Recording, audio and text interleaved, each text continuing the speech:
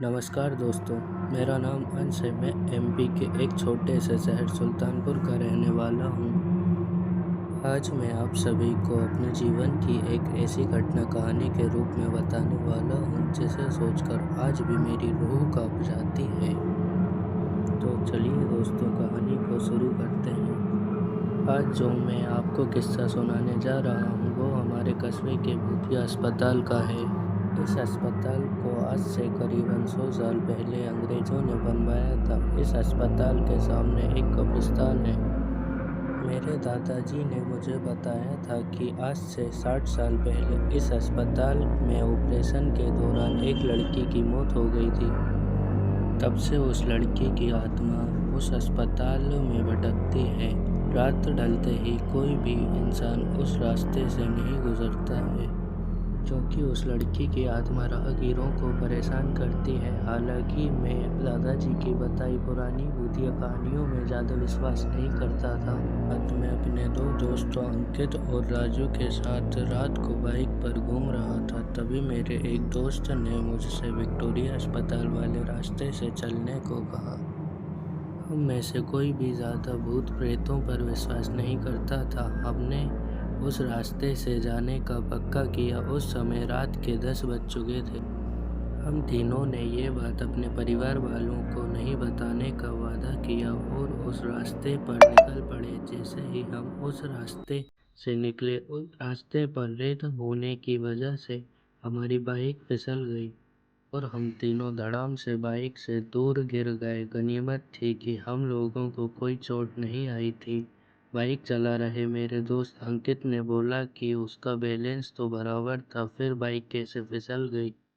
हालांकि वो थोड़ा डर गया था, तो मेरे दूसरे दोस्त राजू ने बाइक चलाने का कहा। अब राजू बाइक चला रहा था। हम 1 किलोमीटर ही चले थे कि अचानक हमारी गाड़ी का टायर पंचर हो गया और गाड़ी की स्पीड तेज होने से गाड़ी इस बार पिछली बार से भी दूर तक फिसलती गई।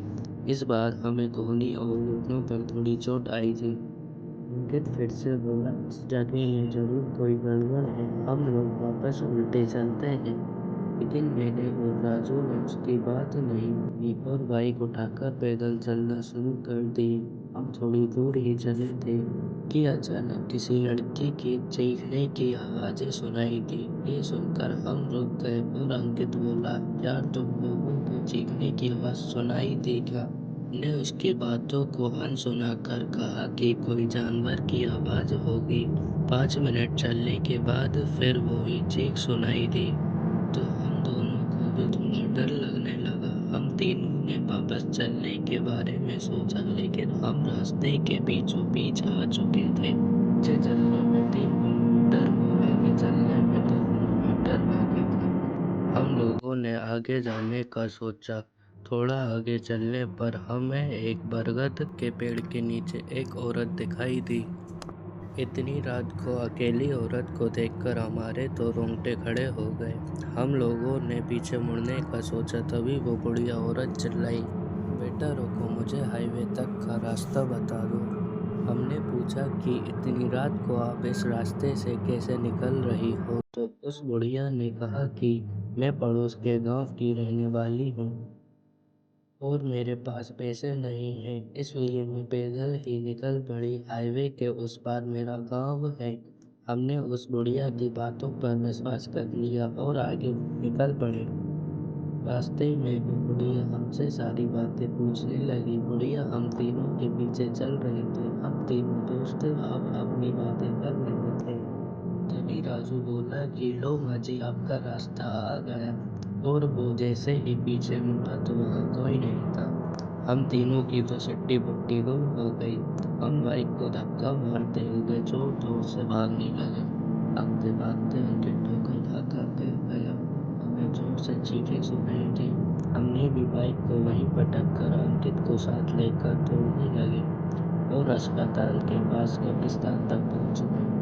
ये सब घटित होते 12 बज चुके थे। हम पसीने से तरबतर हो गए थे और कब्रिस्तान एक मंदिर में रुक गए, क्योंकि बिना बाइक के घर जाते तो रुकते पड़ते, इसलिए उस रात मंदिर में ही रुक गए। और सुबह होते ही बाइक